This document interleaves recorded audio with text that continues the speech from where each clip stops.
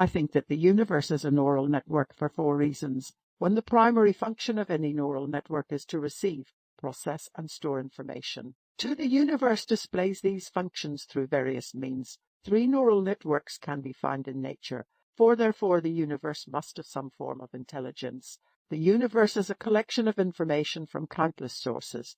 The only way that this vast amount of information could be stored and processed would be through a neural network. Humans have used computers to create neural networks for many years now. A few decades ago, artificial neural networks were being developed out of pure curiosity.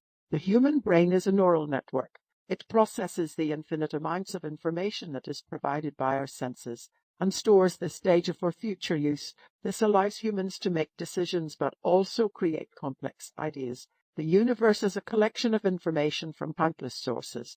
Information must be processed and stored in order to be useful, like any other neural network.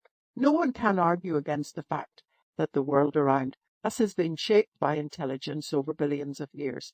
The universe is a collection of information from countless sources. The only way that this vast amount of information could be stored and processed would be through a neural network.